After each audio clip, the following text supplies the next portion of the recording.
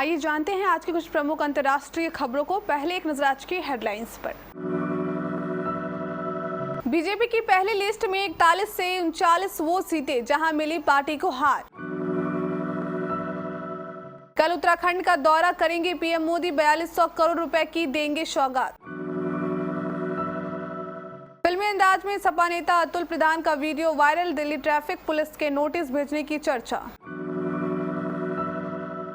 मध्य प्रदेश में कांग्रेस नेता राहुल गांधी का पीएम मोदी पर निशाना, कहा वो आदिवासियों को अपमानित करते हैं। अयोध्या सुल्तानपुर रूट की ट्रेनें 16 से 28 अक्टूबर तक प्रतापगढ़ होकर चलेगी। इजराइल का धर्म है हमास को जवाब देना, अमेरिकी राष्ट्रपति जो बाइडेन ने गाजा में इजरायली सेना को दी खुली छूट। हमास इजराइल युद्ध में 3000 से ज्यादा लोगों की मौत, जो बाइडेन ने बेंजामिन नेतन्याहू को किया फोन। सलमान खान के शो में तहलका मचाएगा ये पॉपुलर यूट्यूबर, बिग बॉस 17 में पक्की हुई एंट्री।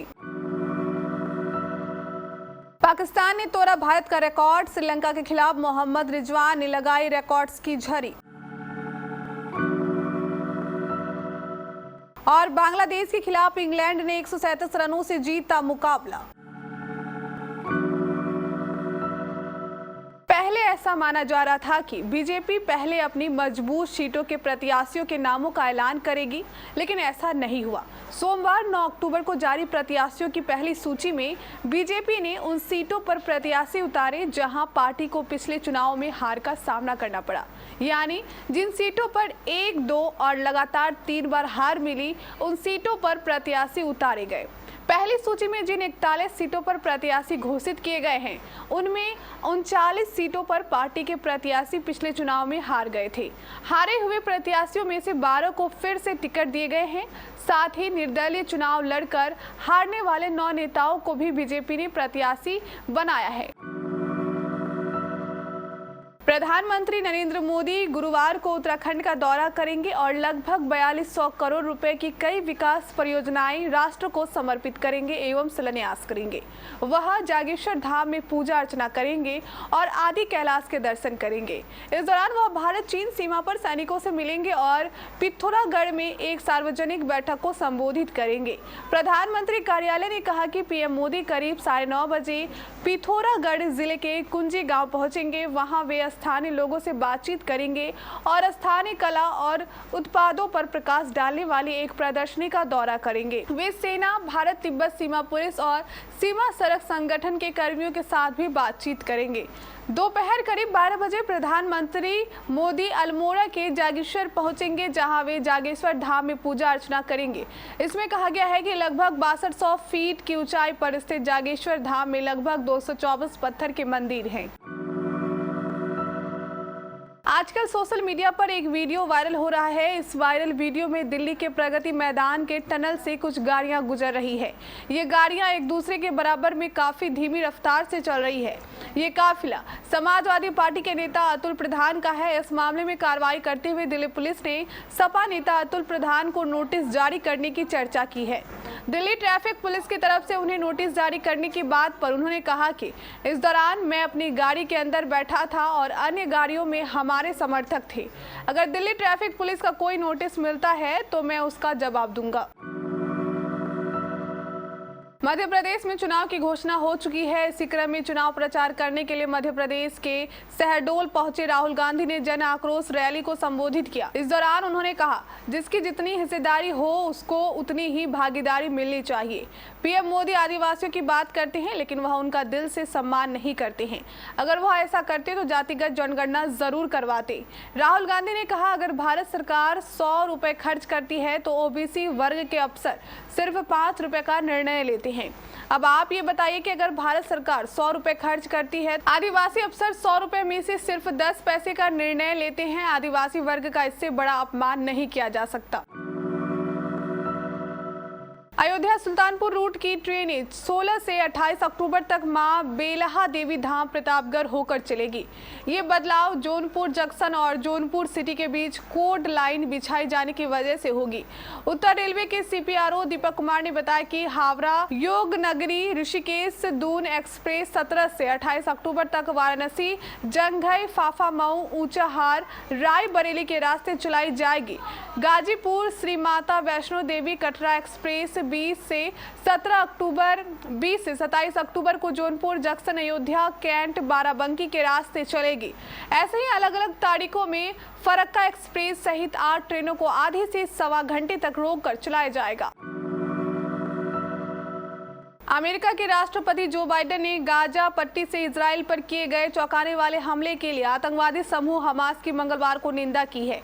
उन्होंने कहा कि आतंकवाद के खिलाफ लड़ना और हमास को जवाब देना इजराइल का धर्म है। इन हमलों में कम से कम 14 अमेरिकी नागरिकों समेत हजारों लोगों की मौत हो चुकी है।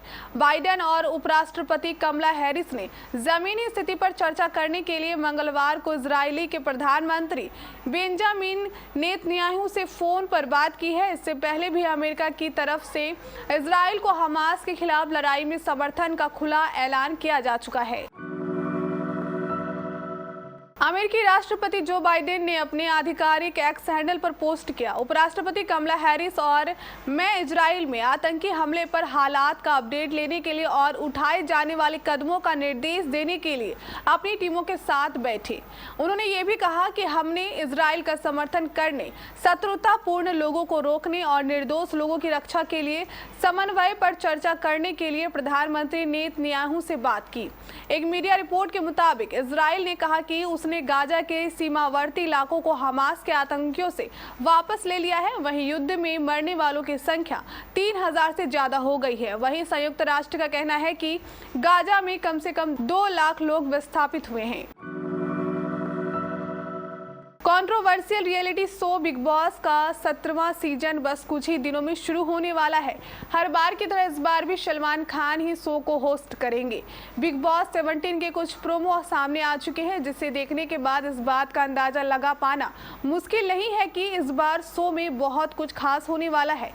बिग बॉस 17 के लिए कई नाम सामने आ चुके हैं। इसमें कुछ यूट्यूबर के नाम भी शामिल हैं। इस लिस्ट में एक नाम और शामिल हो गया है।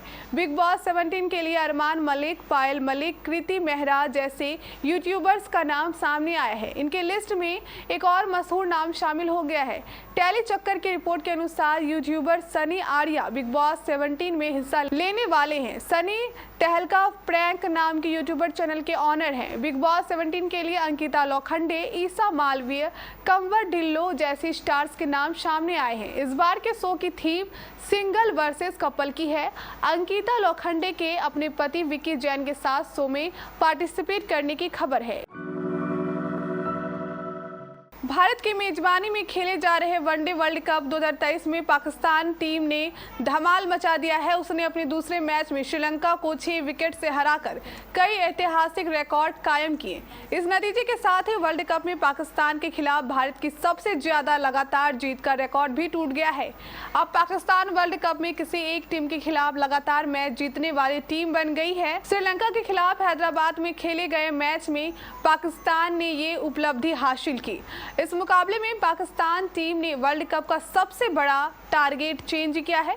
वर्ल्ड कप 2023 में पाकिस्तान ने अपना दूसरा मैच मंगलवार को श्रीलंका के खिलाफ खेला, जिसमें 4 विकेट गंवाकर 345 रनों का टारगेट चेंज किया।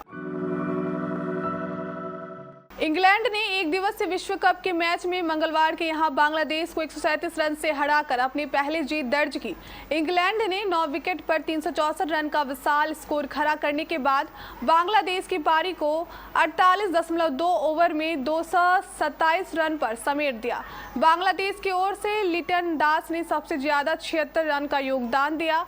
इंग्लैंड के लिए रीस टोपले ने 4 विकेट लिए। इससे पहले जॉनी बेयरस्टो और डेविड मलान की जोड़ी ने इंग्लैंड को पहले अच्छी शुरुआत दिलाई। दोनों बल्लेबाजों के बीच पहले विकेट के लिए शतकीय साझेदारी हुई। बेयरस्टो अर्धशतक लगाने के बाद आउट हुए। इसके बाद जो रूट ने डेविड मलान के साथ मिलकर टीम की पारी को संभाला।